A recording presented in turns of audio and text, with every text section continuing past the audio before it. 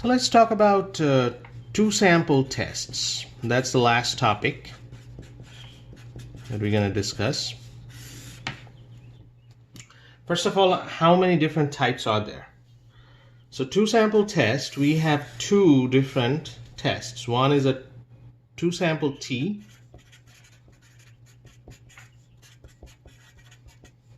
and another is a paired T.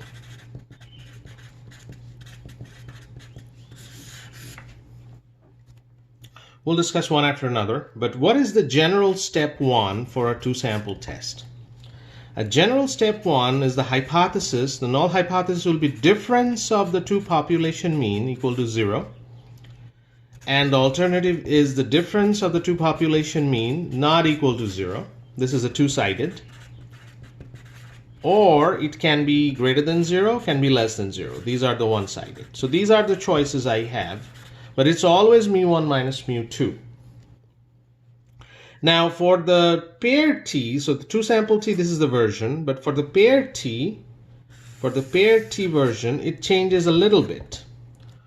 What it changes to mu D, which is the difference column of mu equal to 0, and the HA are the three different choices, not equal to, greater than, or less than.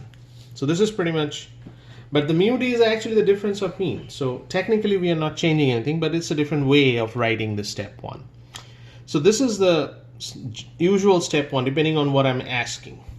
The main question is, what's the difference between these two? What's the difference between two sample T and paired T? Now here comes the issue of the two sample T and the paired T. So for the two sample T,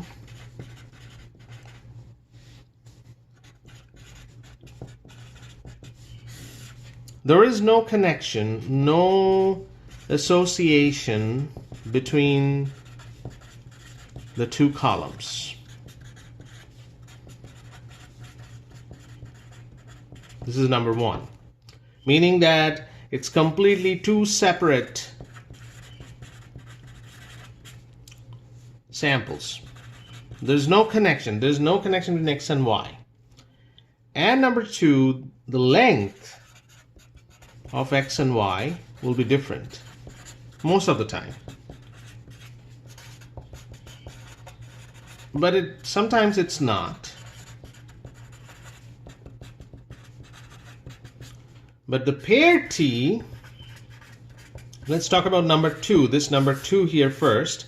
It has to be paired, meaning X and Y of same length. And number one, the no association, there should be association between two variables, between X and Y. Example, always there will be a pair mentioned here, and then 1, 2, 3, and so on, and then X and Y. So this, for one pair, you have two different numbers. So these two must be connected. Example, so we are calculating each person, the BP, the blood pressure after the medication, and the blood pressure before the medication. So that means it's the same person, but there are two different numbers. This is the paired version of it. So that's the difference. When you're reading the problem, you have to figure out whether there is some pair 1, 2, 3, and then the BP before and after, or there is just no association between these two. That is important. So this is the step one for the two sample and for the paired. Now step two, and this is the way you can figure out which one is we are talking about. Now in step two, you now know which way to go. So there are two cases. One is two sample T, and there is a paired T. And there are different code in when you're using R. But for the two sample T, there are two different cases. One is called pooled and another is called non-pooled. Pooled is the case when variances, population variances, are equal. And that is denoted by, so sigma 1 square equal to sigma 2 squared, and it should be given to you. It should be given in a statement that sigma 1 square and sigma 2 square are same. For the non-pooled, if no comments made about equality of variances, that is what we call the non-pooled. And of course, there is a pair T. Now, how the code will change for this? First of all, we're going to do for all this a t-test. So this is the t-test for all of them. There is no z-test. We are doing the t-test for all of them. So this is how do I, so I will post this document to sample T and pair T. But essentially what does this change is it is T, so in R, it is T dot test. And then your X and Y, these are the two variables that you decide. And then the alternative, meaning that it could be less, could be greater. So different, I'm just writing less, but could be greater depending on what I'm asking in that particular problem. And if I do not mention anything here about the variance, then this code is for this one, the non-pooled. What would be the difference in the pooled? I'm going to add one more line within the parentheses.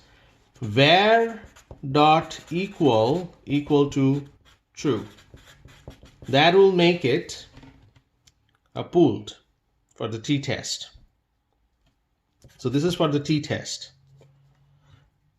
And what would be the difference in case of it's a paired t?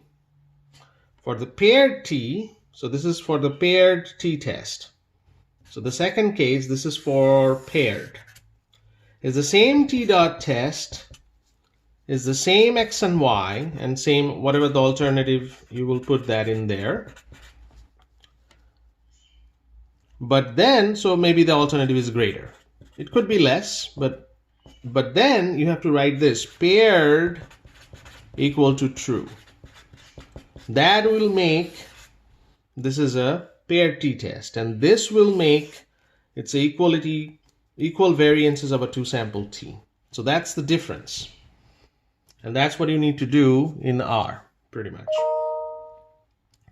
So the problems that I asked, the last few problems, are all about two sample t and pair t. And this is what you need to do for the step 2. And of course, there is a step 3. Once you get the p-value for the test, and then you compare with less than or equal to alpha or greater than alpha, you reject H naught, or you fail to reject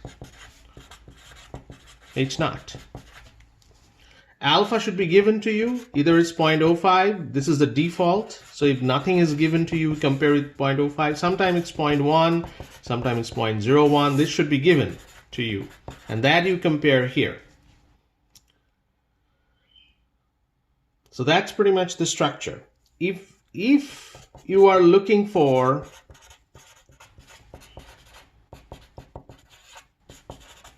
a confidence interval, I doubt that I asked any question, but if there is a confidence interval situation there, only in that case you have to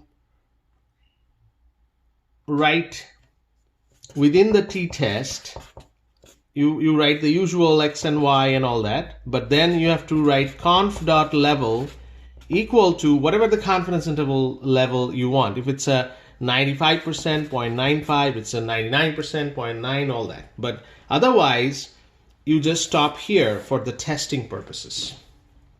So that's pretty much the whole deal here. Try those problems and let me know. So these are the 3 steps here that you have to follow. All right.